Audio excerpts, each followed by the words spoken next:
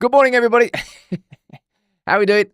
Sit up properly in the chair. Sammy, United People's TV. Welcome to another morning news live show. Going to run through the latest United news. What we got to speak about today? Well, let's get that out of the way there.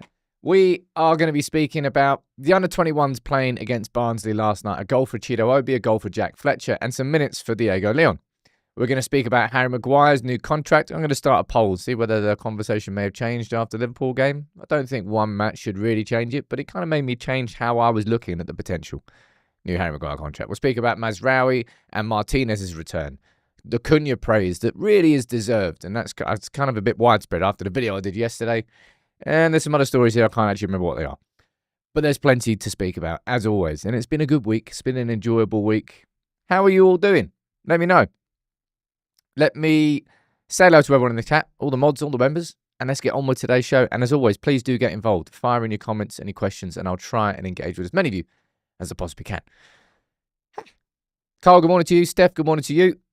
Josh, hope you're doing all right, buddy. Saw your message. We've got Chris Dyke, we've got Lisa and Teresa, we've got Granddad Rob, we've got Lyle, we've got Stu, we've got Shmee. We've got Philip, we've got Finn and Jer. Good morning to all of you. Yeah, hope you're all doing well. Should we get on with the show? What else am I going to speak about first? Oh, that was it. The pinned comment in the chat is the number, the WhatsApp number for the podcast. All right. So the podcast has started. Me, Dan, and Nick. We've done a couple of episodes now. Thank you very much to all of your comments that you've been sending in. It means a lot. Now, in order for us to really make this podcast, I think, feel unique and feel United People's, I'd like you all to get involved in it. And if you can send in your questions to podcast@unitedpeoples.tv, you can fill the mailbag. You can help steer the conversations in these podcasts. If you can send your voice notes in, your questions into the WhatsApp, we can bring your voice notes into the podcast and we can make the community a big core part of the podcast. That's going to be a big part of it. Please keep your messages to like 30 seconds or less on the WhatsApp. We can't play like a 4-minute voice note, all right? But you have the ability to enable us to make the podcast feel very unique if you get involved. Otherwise, it will just be us three talking, which I know is good to a certain point, but would love you all to get involved in it. Okay? So the latest episode is going to be recorded tonight. We'll check out the mailbag before we record, and then we'll build in segments. Francis, there's no video on Spotify just yet because where we host the podcast and where it gets pushed out to all the platforms, they can't put video on Spotify. I think it's some sort of... Basically, I think Spotify are in competition with Acast, different podcasting hosting sites. And unless you host your podcast in a certain place, you can't put video on Spotify. That's what I found out, right? I only found that out about an hour before I was going to publish it. Anyway, should we run through the latest news? Let's go. Champions League last night was a bit nuts, wasn't it? 2 red cards and 9 goals. That's a hell of an hour of football. Or not an hour of football. The first goal was in the 7th minute. 8 goals. Mad. What's going on with Bayer Leverkusen this season? I'm not even looking at the Bundesliga. Obviously, Erik ten Hag came in and... What did he get? 3 games? 3 games in the season? Can't remember that. I don't know who their manager is now. By shame. They played last night. I want to say congrats again to Marcus Rashford, banging in 2 goals for Barcelona. I don't think this is captain hindsight. I really don't. But what was it? Is it 25? Is it 25 mil they're going to pay for Rashford? I think it totals 40 mil, including all the wages that they're covering. But yeah, I'll be amazed if they didn't do it. 43 goals in 9 games yesterday in the Champions League. Blimey. That's a lot. Anyway, 2 more goals for him. I expect him to sign it. And 2 goals for McTominay. Although they did lose 6-2 away at PSG. PSV. What happened there? Goal in the 80th minute, 87th and the 8th. Oh, jeez. They had a bad 87th minute. Anyway. That's Champions League. Good news is Right, good news is, as it stands, so last night Newcastle won, City won, and Arsenal won. Arsenal breezed past Atletico. What's happened to Atletico? Anyway, as it stands, looks like that 5th place in the Premier League could well be another Champions League spot this year. So you know how I've said that the ambitions for Manchester United this season, we knew what the ambitions were, right? The ambitions were to finish in the top 6. That was what Omar Brada told Andy Mitten in United We Stand. Let's see where we are. Are we 9th currently? That's where we currently are. So we're 9th. So say for example, right? Say for example, this is indeed correct. Top 5 is going to be the Champions League spots. Right now, Man United are 1 point off it. And a bit of goal difference. All right? But that's what's happening in terms of potential Champions League football next season. It really is amazing what... I suppose these sorts of things only happen in the first... I don't know. I suppose it depends how tight the league is. But these sorts of swings in terms of positions and outlooks, they tend to be greater at the start of the season, earlier in the season, because you've played less games. So the gaps are always smaller. But there's 6 points between 1st and 9th right now. So there's certainly no runaway in the league this year. Anyway, as it stands, sounds like top 5 is going to be getting Champions League. See if that helps United. But Jala down there talking about whether Martinez can bump an informed Shaw out of the team. To be fair, Luke Shaw was good against Liverpool. I have to give him credit for that. You all know well. Like if I had an agenda against Luke Shaw, I would be so blinded by... I think this is how kind of agendas exist. Luke Shaw deserves praise for how he played against Liverpool. So did Maguire, so did De Ligt. I didn't expect that back three to play anywhere near as good as they did. Random little side story here. Not sure if you saw, but there was a La Liga game that got confirmed to be playing in Miami. Like UEFA gave permission for it. It's now been cancelled due to a massive backlash. Shock, bloody horror. Oh no. Who could possibly have seen that coming? And then the Spanish League is coming out and accusing the Premier League. And I'll be honest, you have to have some form of sympathy. Sympathy, is that the right word to have towards the Spanish League? The Premier League is almost the Super League now. In terms of financial capacity. In terms of financial muscle. Anyway, it's good to see that getting cancelled. I don't care about how much any league earns. That game was setting a dangerous precedent. Really was, man. Like, I know the NBA does it, and NFL does it. Like it's happened in America for quite a while, isn't it? League games abroad, but the whole sod that, man. Screw that. They're used to franchises moving between states because of sod that. It's just not. Anyway, let's move on. Right. Larry's saying, glad it was cancelled. It was a stupid idea. It was a stupid idea. Now, ladies and gents, can I tell you something about this? We've been working on a video for a couple of weeks now that we're going to be releasing at lunchtime today. And it's one of the most expensive videos that we've produced at United People's TV. And hopefully you'll recognise the quality. It's going to be the latest United People's production. And this one is going to be a really in-depth, informative video on everything that's happening right now with the stadium. So it's been 6 months, I think, since the Foster and Partners announcement around the new stadium potential look and the canopy. And you all have seen everything, and we've already had conversations about it. What's going on with Freightliner. So it's a lot more in-depth about that. There's also more information in there that you probably won't be aware about in terms of actually Freightliner getting bought out by somebody else. What's happening there? When's it happening? What does that actually mean for the stadium? So all of this info is jam-packed into this video. Just over 10 minutes. And that's coming out at lunchtime today. All right? So make sure you get involved. Disma, you're asking down there saying, how do I join the WhatsApp group? There isn't a WhatsApp group. but there is a WhatsApp number, which you can see there. You can ping a message into that number, 07471 962 384. Or if you're outside of the UK, just replace the 0 with +44, because that's the UK dialing code. All right? You should enjoy that one. At least I think you will. Right, let's get into the rest of the news today. And yeah, this happened yesterday, okay? So the under-21s, they're in the EFL trophy. It's a group stage at this point, and they've lost both of their games. Played Barnsley yesterday. Bit of a mad one, really. They lost 5-2. Jack Fletcher got the first goal.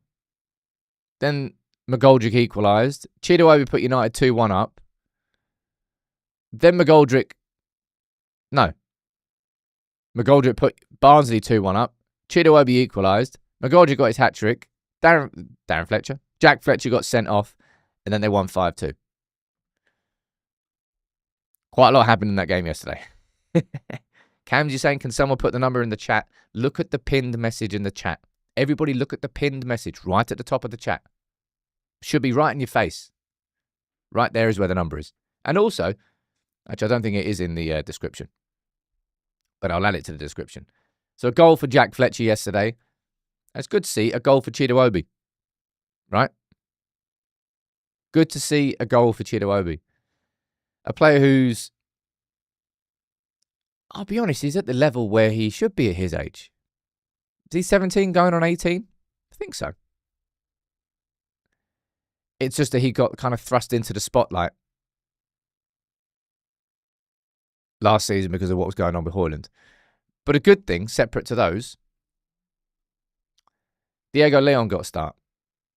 And got 60 minutes, I think. And Diego Leon is very much operating in the same sort of way that Sekou Kone operated last season in his first year at United.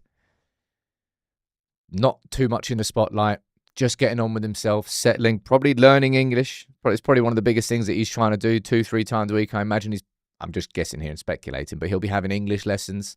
He'll be settling in. And it was good to see him getting 60 minutes.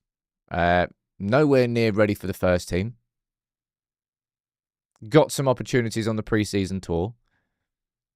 But this is all about his development this year. This whole year, just like Sekou Kone last year, all about development. And in terms of Sekou Kone, by the way, should have pulled this photo up, but I forgot.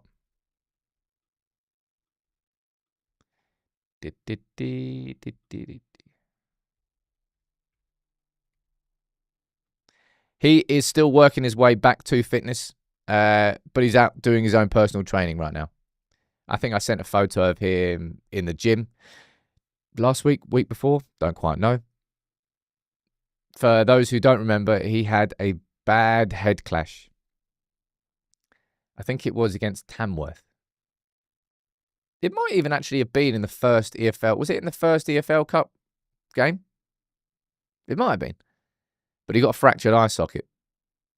So he's been working his way back to fitness. So it's good to see him out training, not on the grass, but sort of individually. Good morning to you. Oh, look at that, man. Can I say to everyone, Shax, you just gifted 5 memberships. Mr. Men, I used to love Mr. Men, gifted 1, and then Gungshi comes in and gifts 10 as well. All of you. It's something I say this so often.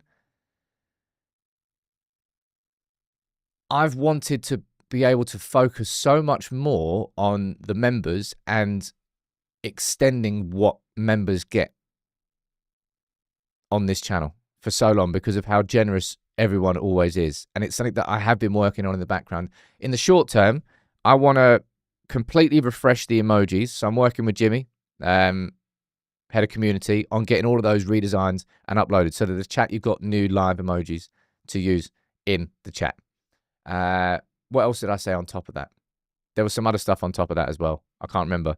But these are the sort of the small things and wins that I can bring to you whilst I'm working on the big stuff in the background that you won't be able to see for a few months. So you must sort of think that I'm not doing anything. But I promise you the investment is just going into bigger things. A lot of bigger things. Then, did you see reports linking us to Tony? No, I haven't seen any of those here. Are they new? I don't know.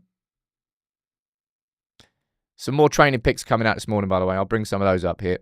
But I just want to say congratulations here to Bendito Mantato. been called up to the Under-17s World Cup. So congratulations to him. I think he's down as a defender on the squad list. But of course, he can actually play as a right winger as well. Definitely one to watch. He was one of the youngsters I named last season. I said, like, you know, potential breakthroughs. I've named Jaden Camerson as one as a right back, and also Mantato as a potential right wing back, or potentially right winger. But Shea Lacey, he's going to be one to watch. Anyway, congratulations to him. Now, as I said, training picks. Some training picks. We've got Mazraoui. He's back in the gym, and Mazraoui also back out training. So I'll speak about Martinez in a little bit. We'll focus on Mazraoui here to start with. Good to see him back, man. He's had... What's been Mazraoui's fitness issues this season? Anybody actually know? I can't remember what's been reported on them. But last season, you know, we signed Mazraoui, and I remember doing the video saying Mazraoui is the risky signing that could pay off for United. And I think it did pay off. Like, it was 12 mil, something like that? Massively, massively cheap compared to the quality of the player he was. And he maintained his fitness. Don't actually know exactly what the injury concerns have been with Mazraoui, but it's good to see him back training with the first team. Right, let me see who else we've got photos of here. There's another photo there. Don't really know what's going to be going on with this lad. I'll be totally honest. Madison? When are we going to be seeing Madison? Do you think we're going to see Madison play for United this season? I'm not really sure what to expect, for being completely honest. I'm trying to think who you've got in the squad. You've got Dorgu there at left wing back. Who else you got? Sorry, his front door's just gone. Waiting for it to close. The reason it's so distracting when the front door rings is because it's literally next to the door. And it's quite a thin door. So every time it goes off, I got a little ping this morning. I was like, oh, great. Yeah, of course you're going to be delivering between 10 and 11. You can deliver at any other point this day. Any other point. No, you're going to come between 10 and 11. Okie dokie. Always happens. I swear to God, it always happens. Anyway, it's done. I can concentrate now. What are you saying down here? Feel sorry for the guy. He had so much potential before, says Rex. I don't think so. Maybe a sub appearance for Madisia. Maybe the FA Cup, says Den. Maybe. Anya, you're saying I think that Leon will make a debut before he touches grass. Yeah, it's not impossible. Actually, no. I think that is probably unlikely. I'm not sure if he'll even play for United this season. I think we'll keep him in and around the squad. I always felt it was unfair for him to be part of the bomb squad in the same way that Garnacho was there or Sancho was there. I thought it was a little bit unfair. Joe saying, I'm done. What's AFCON? AFCON is the African Cup of Nations. It's happening, I think, 20th of December-ish to around about the 17th of January. And it's like the African version of the Euros. AFCON. There you go. Silent Ronan saying, I was looking forward to the music. No elevator music today. Any more? No, I'm seeing if there's any more training pictures coming out. There's a couple. What have we got here? There's Bruno. Oh. Didn't mean to pull that up. That's old school. Transfer whiteboard still there. Don't press that button, Sam. That's the wrong button. That's the right button. Bruno Fernandes. Anyone see the stats coming out from, I think it was Squawky yesterday? Oh, which player has created more chances than anybody else in the Premier League this season? Oh, it's Bruno Fernandes. Oh, I'm so shocked. Even though he's been playing in the bloody deepest of positions, he's still created more chances than anyone. I do find it frustrating that, like, as much as I'm enjoying Cunha and as much as I'm enjoying Mbeumo, and I'll speak about both of those two decks because I did a video on them yesterday. I do find it frustrating that we're putting Bruno Fernandes in all the situations. I don't really want Bruno Fernandes to have the ball. But still, even though Bruno, by his own standards, has had a very, very cold season so far, he's still creating more chances than literally any other player in the Premier League. How much of a joke that is? Really is a joke. Omar, you going down there? The Athletics narrative has been questionable lately. Will you expose this? Look, I saw, is it Footy with an Edge? Saw their video. I thought it was pretty damn well done. And I saw Steve basically do the same video. But I already covered all the Sheshko stuff. I covered it on the morning that it was released because I was like, really? That's an odd thing to do. So yeah, I don't think I need to go any further on that because I did it last week or a week ago. If they bring anything else out, then I'll, like in the same way that I called them out when, I don't know who it was, but whatever journalist it was who literally went to Old Trafford to stalk Ruben Amorim for 90 minutes. Oh, did you have a good day at work today? How was the game? I don't know. I didn't watch it. I just watched the manager. What do you mean you just watched the manager? You went to a football game? Yeah, I know, but my job was to literally watch the manager. You just watched him just walk up and down the... Yeah. And then what did you do after that? I wrote a 700-word article on it. On what? On how he put his hand in his left pocket in the 74th minute and he scratched his arse in the 22nd minute. Oh, that's a good article. Oh, nice, lads. Yeah, well done. And I've called them out if there's anything other stuff like that as well. Lenny, you all right? Bet. Do you reckon, type yes or no, do you think Yoro comes back into the starting 11 against Brighton? I think he should. I really do think he should. Although I thought he should have started against Liverpool. And he didn't start against Liverpool. And it ended up being the right decision. Let's be honest, because of how he played. What, if I can ask you here, question for the auditorium. What do you think is the tactical decision as to whether or not to start De Ligt at right centre-back or Yoro at right centre-back? Like, what do you think is the logic behind it, the choices? I think against Liverpool, I think Ruben Amorim expected United to be defending our own box that much more, that he wanted De Ligt there because he probably sees De Ligt as a better box defender than Yoro. Although, you could play De Ligt or Maguire in the middle. It depends on who you play there. You probably should do De Ligt out of the two of them, really. I think De Ligt has probably been United's best defender this season. I'm not really sure if that's a probably. Let me see what you're saying down here. Joe saying, should he? Yes. Will he? No, because Amorim wants to reward Maguire. You can never predict the lineup with Amorim. Yoro left to curb Minty's pace on the right-hand side. I think we're going to struggle to stop Minty. We'll run through the starting 11 for the Brighton game on Friday. I think we'll drop it. On Friday. Physicality and positional discipline and experience, says Ashwin. The requirement for aggression and a strong press. I think Yoro's more attack-minded. De Ligt is more defensive. Experience in certain games, height for set pieces and leadership. Better heading ability. So across the course of the season, the player I want to see starting most games at right centre-back is Lenny Yoro. The person I want to see starting most games as central centre-back is Matheus de Ligt. And left centre-back, I'd rather be Lisandro Martinez, but we've got to wait until A is fit and B, whether he can maintain that fitness. But it's going to be either Martinez or Shaw on that left-hand side, or Aiden Heaven.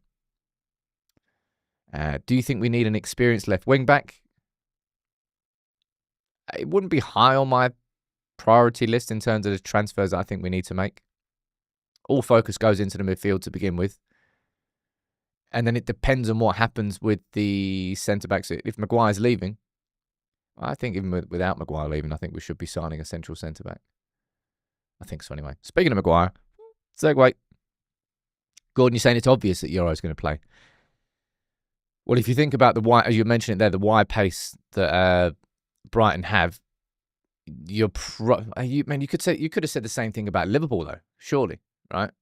They're going to press you intensely. They always do at Anfield. But we had a tactic to negate that because we played long, we played direct, and we played for the second ball. So we didn't really allow ourselves to get caught and stuck into any sort of pressing situations because we weren't really playing out from the back with the ball.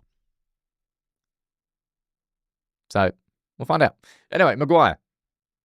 Obviously. He's up for the Player of the Match Week award. Obviously. I put my vote in.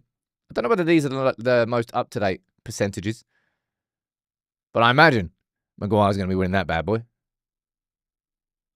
As he should.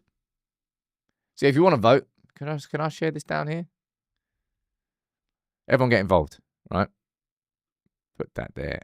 Bam. I don't know whether that's going to take you to my voted one or whether that's going to work or not. But I think that's the link to the Premier League website. Smee, you're saying need somebody on Welbeck.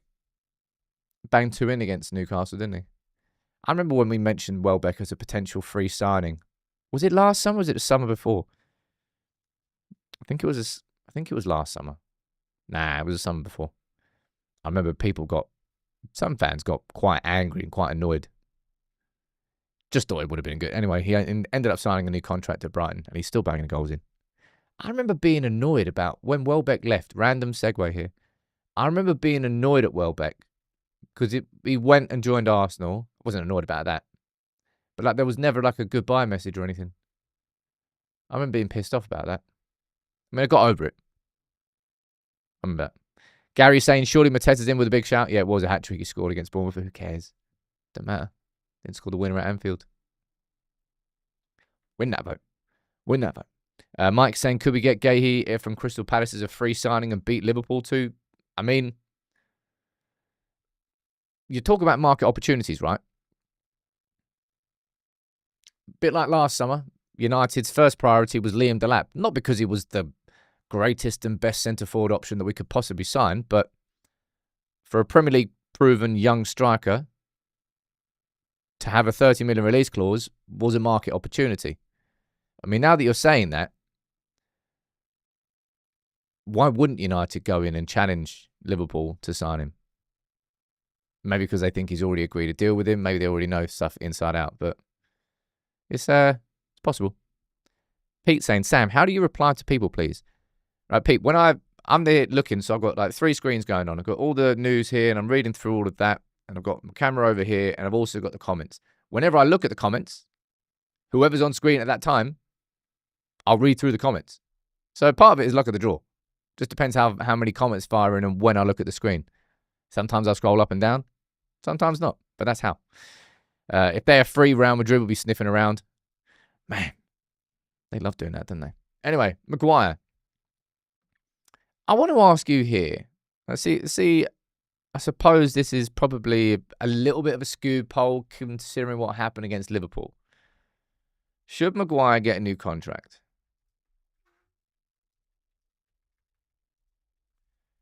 A new contract. Yes or no?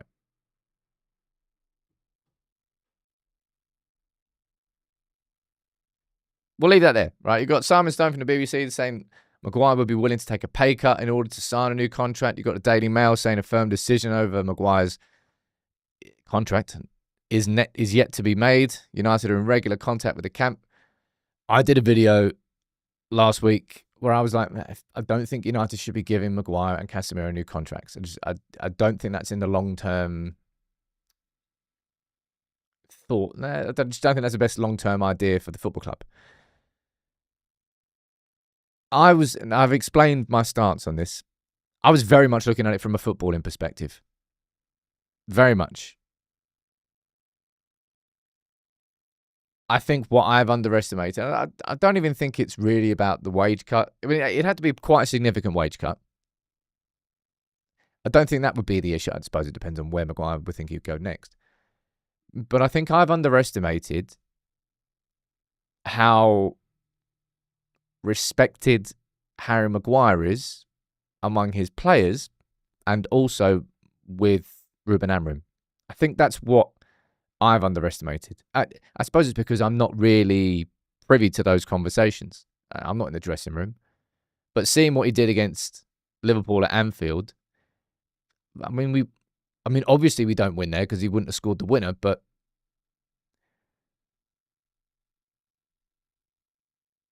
I think I'm now in two minds. You might say that's a bit flip-floppy. I just don't think I was thinking about everything involved as to whether or not you should get a new contract. Let me see what you're saying down here in the chat, right? 1 year pay-as-you-play deal or reduced wages. If we want to move forward, says Ruben, we should let him go. He's been doing okay since the armband's been taken off, but we need him to move forward and look for an upgrade. James is saying going to the game on Saturday. Might see you there, dude. Might see you there. Gordon is saying you're underestimating the experience. Yeah. There's certain things that I may have underestimated when I was looking at it from a purely footballing perspective. Maybe I was being unfair in that sense. Because I can see over here that 74% of you are saying yes. Chris saying he doesn't do enough. One good game every so often isn't enough. He's a symbol of failure. I mean, you could say that every single player at Manchester United over these last few years are symbols of failure, but in terms of individual resilience, I think he's a symbol of quite the opposite, isn't he? He's very much the symbol of the mental strength that Ruben Amorim wants every single player to have. And that's what I mean, like as an example, as a role model to point towards and say, well, if Harry Maguire can do it, why can't you do it? And that's probably not what you would say. Well, yeah, might be wrong on that. If it does happen, though, and this is the hypothetical, it has to be a 1 year contract, and it has to be on big, massively reduced wages. I'd probably say dropping him down to, if he, say he's on like somewhere in the region. I don't actually know what Maguire's on. I think he's on near enough 200 grand a week, though. Certainly be probably earning more than both of these lads, actually. I think Maguire will be on more than both of those. I think you're going to have to cut that in half and give him a year contract. Just a year rolling contract. I wish that the club would bring that back as a policy. But not giving it to Casemiro. You know what I think about Casemiro? It doesn't really matter what happens this season. Same with Luke Shaw. It doesn't matter what happens this season. Shaw needs to be moved on in the summer. Thank you. Shake your hand. Move on. Casemiro, same with you. After the World Cup, shake your hand. Move on. Invest big in the midfield. Invest in a wide centre-back. Eric, good morning to you, dude. Eric Sheridan. Coming in strong. Nothing but net with 20 memberships. Man, love you all. Oh, can I say this, by the way? I got these in the post yesterday. I think it was yesterday. I'm not sure who they're from. They are 3 little books written by, is it Gary Longtail? G Longtail. You got your first name written anywhere? No. Anyway, it's 3 books. The Magical Reds of Manchester. And it's just 3 little sort of, I think, semi-fictional stories based on the history of United. Story 1, 2025, the magic remains. Hey. Not sure 2025 is a magical year. Let's be totally honest. That's the story of Old Trafford. And that there is about the 92 expansion and redemption. Might give those a read. I'm going to pop those on the shelf. They're cool, though. Thank you very much for sending those in, dude. I love all the stuff I'm receiving in the PO box. I think it's really interesting. Some people saying, like, Dean sent in the badges, which you can't really see, but they're just there. That's the George Best little thing from Stan Chow. We've got some photos up there. We're starting to fill it up. I think it's starting to look cool. There's lots more space there. Rudy, you've been a member for 3 years. Jeez. Big up to you. Anyway, can we speak about the video I did yesterday? I just wanted to give some prop to Cunha and Mbeumo. If I'm being completely honest, I think both of them deserved it. And I think it's what's really interesting here with Cunha, and I kind of focused on Cunha, obviously in the second half of the video. That's kind of how it works. But Cunha hasn't got a goal or an assist for United so far in the Premier League this season. And we're, 8 games in now? I think he's missed a couple of them with injury. But that might make anybody who's looking from the outside in, who's not watching United, Cunha's not. What a crap signing Cunha's been. Like, Mbeumo's been our biggest goal threat, and he is easily our biggest goal threat. He's just delivering, I think. But Cunha's doing so many sort of intangibles. And it was good to see Carl Anka as well yesterday, speaking about the character and all those other things that Cunha's bringing to the team. In the same way that I don't think Manchester United win that game against Liverpool if Harry Maguire doesn't start. I honestly think if Cunha wasn't on for those last 20 minutes, I think Liverpool probably would have got another 2, maybe 3 big chances, and they may have taken one. His work rate in those last 20 minutes and his game understanding, winning a foul, getting his body between him and the ball, stopping, it was lovely. And as I said, it was good to see that Carl Anka followed up basically with the same sort of conversation that I did on Cunha. Not that he was then looking at anything I was doing, but it's just, you can see that these conversations deserve to be had. I think both of them have been effective signings. I don't think any of us thought they wouldn't be. I think all of us went into this season going, yeah, I'm looking forward to seeing both of these two because you feel confident they're going to deliver. And I think in their own right, both of them are. And at some point soon, I don't know when it's going to happen. It could happen against Brighton, and I hope it does. I'd love to see that. Cunha's going to get his first goal in a United shirt, and he's just going to go flowing from there. I still think... Random question here. How many league goals do you think Cunha's going to score from this point? So we've got 30 games left. I still think that Cunha's going to get double figures. I really do. I don't think he's playing badly at all. I actually think he's not really getting himself... Well, he certainly didn't against Liverpool. Didn't get himself in too many actual goal-scoring positions. There was once when he was put through, and I think it was Konate, maybe, that was hounding him down. I think he was maybe looking for the foul. I still think he gets over double figures for this season. Rashid, Shaks, and Marvin, you're all saying 10 each. Steph, you're saying 12. Gus, you're saying 15. Quite a few of you are saying 10, 12 or 15. I say 15, says Sylvester. So does Gus. 13 says Kate. 10 to 15 says Gungshi. That's cheating. You got 6 numbers there. I'm going to go for 10. But I'm not worried about him at all, despite the fact that he's not got a goal or an assist.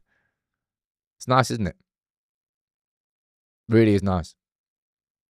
Cam's saying even if he doesn't get a lot of goals, he brings a lot to the team. And I think that's exactly why I wanted to do that video yesterday. Exactly why I think he deserved that praise. And yeah, I spoke about this lad earlier. But Martinez really is on the verge of coming back to first team football. Well, certainly first team training. This is what's been said. Martinez is expected to join his teammates in full training this week. He was due to be fully integrated with the first team squad last week, but was only partially involved. Instead, he is set to step up his training this week and should make a return to first team action before the international break next month. So, we should be seeing Martinez back for United in the squad against Brighton. Unlikely, but that Forest game, you're probably gonna put your finger on that one. In the squad against Forest, maybe getting some minutes depending on what happens in the game, and then potentially available for the starting 11 against Spurs, or maybe again just eased in slowly, and then brought back, and then completely fully ready and fit for the December period. Because from December, it's always busy. It doesn't matter what you're doing, even if you have a slow season. In December, I think United have got 3 midweek games. Let's have a quick look.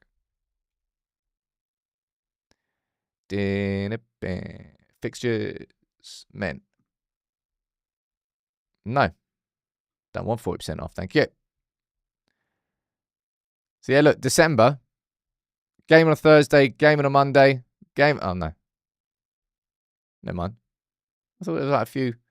1 midweek game at the end. Not that many. Either way, there's more games in December. But we're nearly, say quietly and all that, we're nearly getting to a fully fit squad. Why did I say it? Why did you say it? All right, who have I cursed? You can blame it on me now. Dalron saying the Butcher's our best ball-playing centre-back. Well, I think we all know that, don't we? I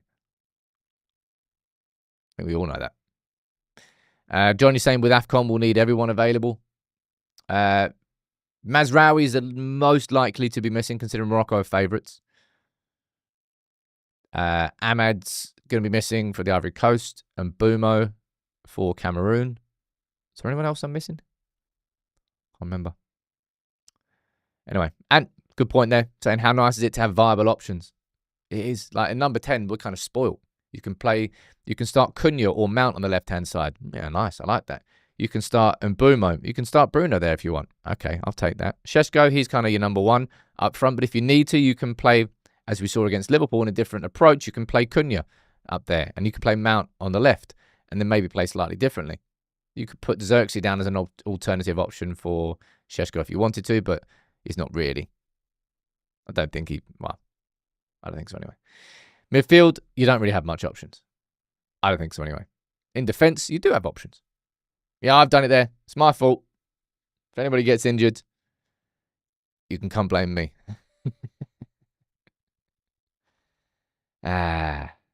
Anyway, I've really enjoyed this week. I've just enjoyed coming on here, having the chats in the morning. It's not always just about me running through the news. It's sort of me reading out. Apparently, I missed some super chats. Let me go back and read that. I just love interacting with you all. It's a good day. Muck saying, I feel Mbeumo is not giving enough. He's our lion. I don't think anybody's underappreciating Mbeumo. I think I mean this in the most polite way possible. I think how many bloody times have we been unable to say this, all right, about footballers at Manchester United sign. But Mbeumo is doing exactly what I thought Mbeumo would do. Like, if you look at Mbeumo before we sign him, and you go, well, if he continues that and he does it in a United shirt, there you go. It's just that we rarely see that, do we? Typically, for United signings, we've got to wait and wait and wait and wait. Oh, there's a spark. Oh, there's a spark.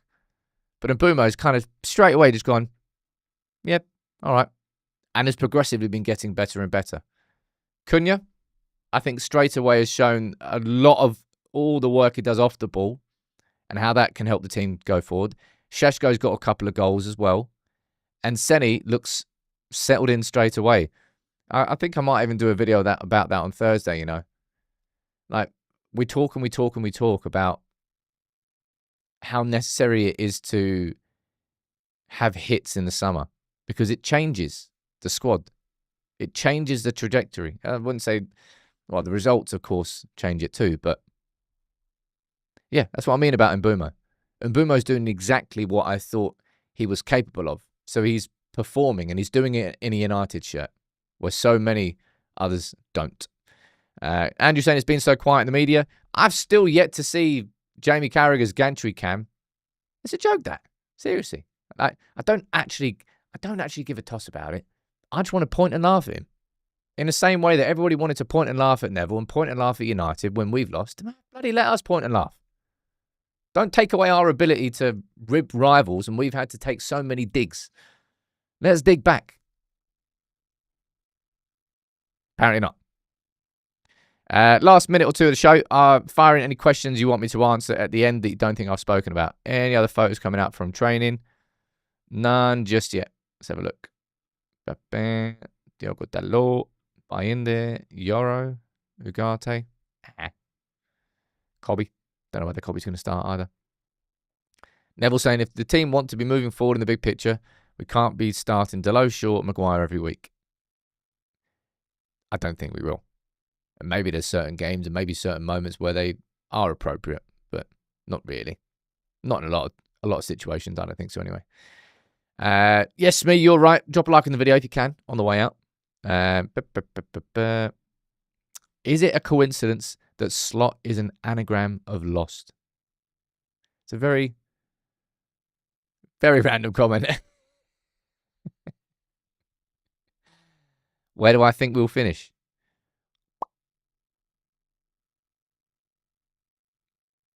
If this squad, it's not even if this squad clicks.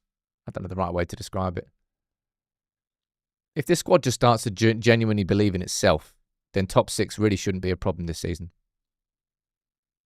I think that the players believed in themselves and delivered against Liverpool. Just carry that through every game. Play like you did against Arsenal. Play like you did against Liverpool, and you'll be fine, man. You will be totally fine. You're playing once a week. It's not going to be a problem. But I just don't think they've had that confidence. Right. Let's wrap it up. Thank you very much, everybody. If you can, please drop a like on the video. As I said, lunchtime video today. One more time, please do get involved in this. And if you can, please do drop a like on the video, share it, engage with it. It really does help with the video being shown to other United fans. It's going to be on the new stadium. It's going to be a big informative video. And you should, after that video, you should understand everything that's going on, all the talks that are going on behind the scenes and what could happen next. All right? That's going out at lunchtime today. And I'll see you soon. Take it easy.